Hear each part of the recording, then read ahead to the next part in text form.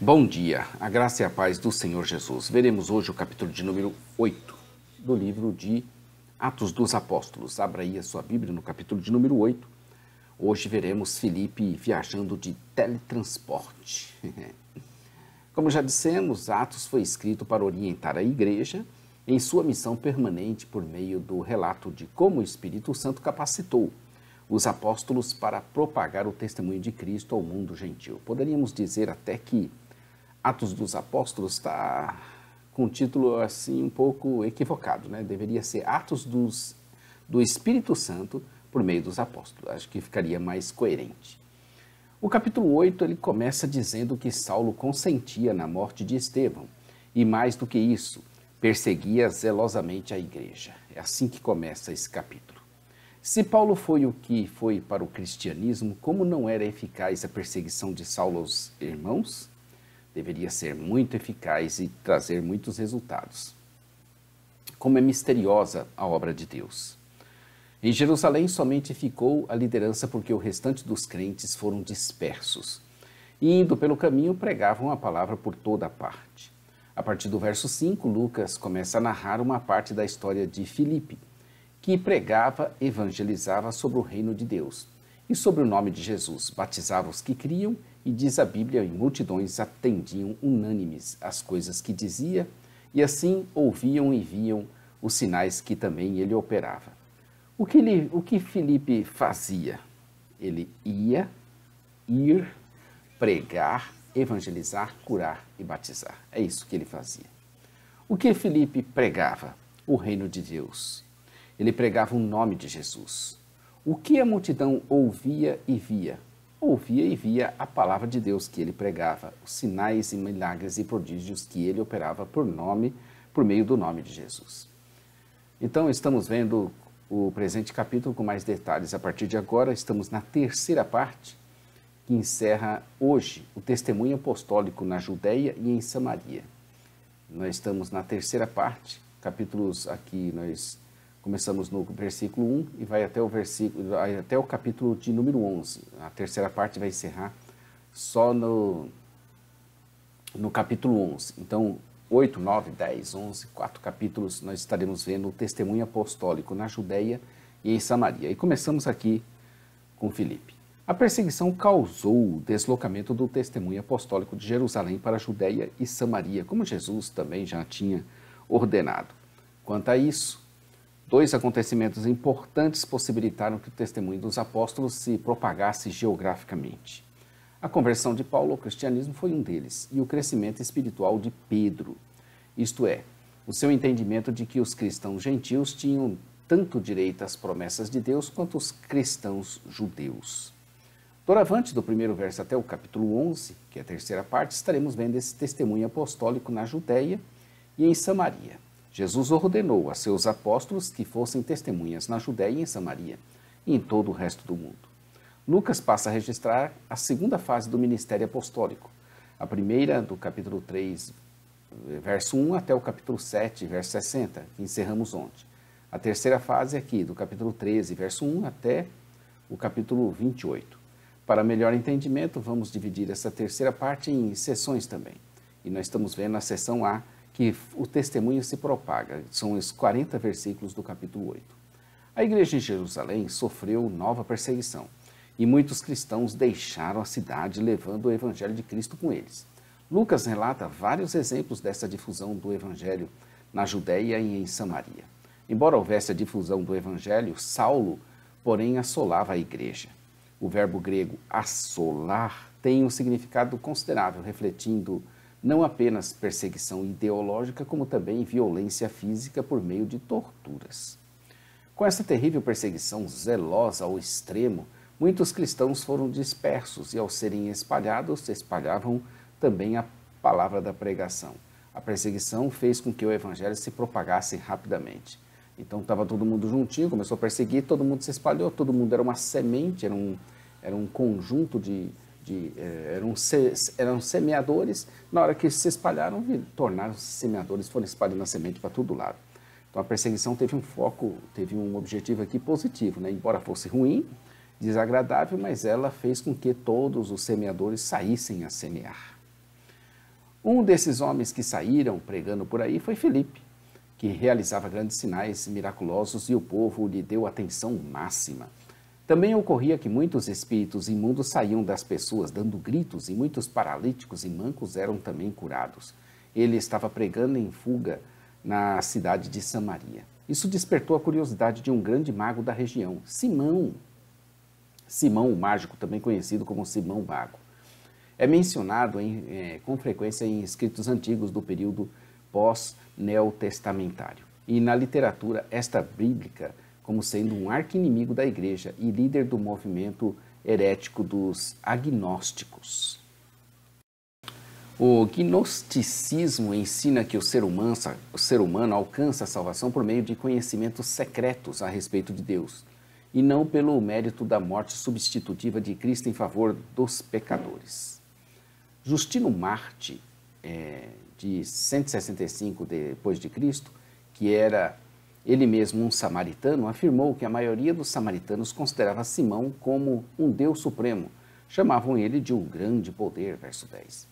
Irineu, 202 depois de Cristo, que escreveu extensivamente contra o gnosticismo em contra heresias, indicou que Simão era um dos fundadores da heresia gnóstica.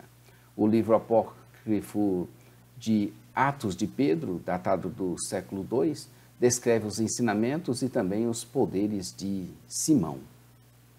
Embora esse Simão do verso 9 possa se referir a outra pessoa, os pais da igreja consideravam os dois como sendo o mesmo indivíduo e o contexto, 8 de 9 a 11, que descreve o seu caráter e sua atitude samaritana. Certamente favorece também essa conclusão. O próprio Simão abraçou a fé. E, tendo sido batizado, creu, passou a seguir Felipe por onde quer que ele andasse.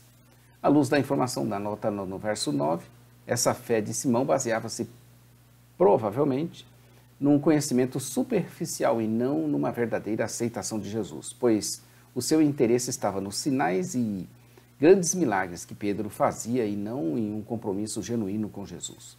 Como havia muita gente que tinha abraçado a fé, enviaram para lá tanto Pedro quanto João, e estes, quando chegaram, oraram pelos crentes para que recebessem o Espírito Santo, verso 15.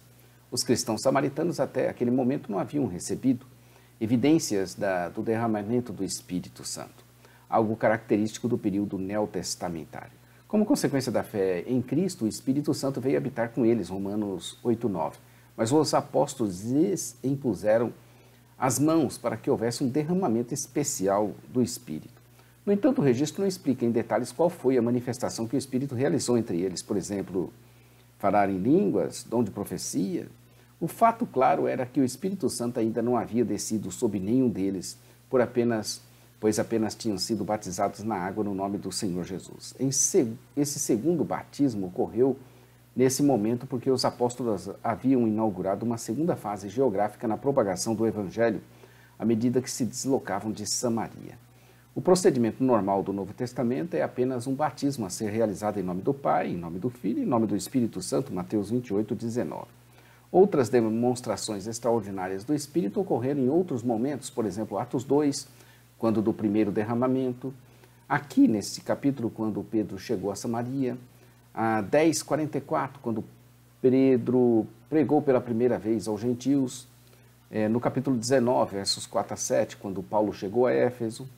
Em cada caso, pelo menos um dos apóstolos estavam presentes, indicando que o derramamento extraordinário do Espírito inaugurava um novo estágio do sucesso missionário daquele testemunho apostólico. Ora, verso 17, Pedro e João lhes impuseram as mãos e eles recebiam o Espírito Santo. Isso chamou a atenção de Simão, que viu e gostou e desejou o mesmo poder para ele, estando disposto a pagar para obtê-los. Óbvio que algo acontecia que deixava claro a todos que eles estavam recebendo o Espírito Santo pela imposição das mãos dos apóstolos. Foi ele mesmo que disse a Pedro e a João, no verso 19, Dê-me também este poder, para que a pessoa sobre quem eu impuser as mãos receba o Espírito Santo. Pedro, diante da oferta dele, responde rispidamente e com energia, sejam destruídos tu e o teu dinheiro. Aí está conforme Mateus 7,13, Apocalipse 17:8. Simão demonstrou por meio de seus atos e por meio das suas palavras que não era um verdadeiro crente em Cristo, ainda era servo do pecado. E tinha a boca cheia de amargura. Uma profissão de fé sem arrependimento indica a ausência da fé verdadeira. Depois da repreensão de Pedro, ele teve medo e pediu oração. Pedro e João voltaram para Jerusalém, mas pelo caminho foram pregando em vários locais dos samaritanos. Filipe recebe a visita de um anjo do Senhor que pede a ele para ir para o sul, para uma estrada deserta que descia de Jerusalém a Gaza. Filipe obedeceu. No caminho, Filipe encontra um eunuco etíope. Esse homem era ministro das finanças da Etiópia, hoje atual Núbia, uma área que se estende da atual Assuã, no Egito, até Khartum, no Sudão. Ele era eunuco, ou seja, um oficial emasculado da corte real, ou um alto funcionário do governo, não necessariamente emasculado. Na Septuaginta, a tradução grega do Antigo Testamento, e em escritos bíblicos, muitas vezes o termo significa um oficial do governo. Ele estava encarregado dos tesouros de Candance, rainha dos etíopes. O título da rainha mãe, que exercia o governo sobre as questões seculares em lugar de seu filho, que, como filho do sol, era considerado um ser espiritual e não deveria se envolver com os assuntos triviais do governo do Estado. O fato era que aquele mesmo eunuco estava vindo a Jerusalém para adorar a Deus. E foi na sua volta para casa, enquanto lia o profeta Isaías, que surgiu diante dele Filipe. Caso o etíope estivesse lendo a passagem sobre a misericórdia do Senhor para com os eunucos, seria de esperar que também conhecesse a passagem de Isaías 53. Foi o próprio Espírito Santo quem disse para Filipe para se aproximar daquela carruagem e acompanhá-lo. Em obediência, Filipe se aproximou dela e ouviu ele lendo Isaías. Nos tempos antigos, ler em alta voz era uma prática comum. Filipe começou uma abordagem com ele e perguntou se ele entendia o que ele estava lendo, e o eunuco disse que não, e que precisava de alguém que explicasse para ele. Então Filipe, aproveitando-se da oportunidade, anunciou-lhe a Jesus. Filipe começou com Isaías 53 e identificou o servo da passagem como Jesus, o servo sofredor. Lucas parece sugerir que Filipe utilizou outra passagem do Antigo Testamento para indicar Jesus como Messias. Eles prosseguiam viagem até o ponto em que encontraram água pelo caminho e o eunuco manifestou o desejo de ser batizado, e assim foi feito por Filipe. Quando saíram da água, o Espírito do Senhor arrebatou Filipe repentinamente. Olha aí, Filipe viajando de teletransporte, hein? Eu falei, o título aí foi Filipe viajou de teletransporte, né? Na verdade, o que aconteceu foi o Senhor arrebatou ele. O eunuco não o viu mais e, cheio de alegria, seguiu o seu caminho. Filipe, porém, apareceu em Azoto, verso 39 e 40. Azoto era uma antiga cidade litorânea de Asdod, 1 Samuel 5:1, uma das 5 cidades filisteias, localizada a cerca de 30 quilômetros ao norte da costa de Gaza e aproximadamente 95 quilômetros ao sul de Cesareia. Filipe pregou o evangelho em todas as cidades ao longo do litoral, até chegar a Cesareia, uma grande cidade marítima construída por Herodes o Grande, próxima à torre de Estradão. Possuía um ponto excelente que Herodes expandiu para incrementar o tráfego marítimo. E também serviu de centro de operações para procuradores romanos tais como Pilatos, Félix e também o próprio Festo. Filipe pode ter fixado residência em Cesareia, pois nos anos seguintes ele ainda estava na cidade. Interessante, né? Ele estava pregando para o eunuco, batizou e em seguida foi trasladado para outro lugar, mais distante. Incrível, né? Atos 8:1 começa: E Saulo consentia na sua morte. Naquele dia, levantou-se grande perseguição contra a igreja em Jerusalém, e todos, exceto os apóstolos, foram dispersos pelas regiões da Judéia e Samaria. Era perseguição aqui, tendo efeito positivo sobre a igreja. O verso 40 diz: Mas Filipe veio achar-se em Azoto, e passando além, evangelizou todas as cidades até chegar a Cesareia. É muito bonita essa história de Filipe. Merece, assim, um estudo sério e dedicado. Poderemos meditar no apoio que enviou os apóstolos a Samaria, ao encaminhar a eles Pedro e João que oravam e ele recebia o Espírito Santo. que esse fato despertou o desejo de Simão o mágico em obter o mesmo poder para que, impondo ele as mãos, também recebessem o Espírito Santo. O anjo que lhe sugeriu evangelizar o eunuco também é outra marca interessante aqui dentro desse contexto. O Espírito Santo que teletransportou Filipe também. Muitos mistérios aqui, maravilhas pelo caminho. O Espírito Santo falando com Filipe, aproxima-se da carruagem.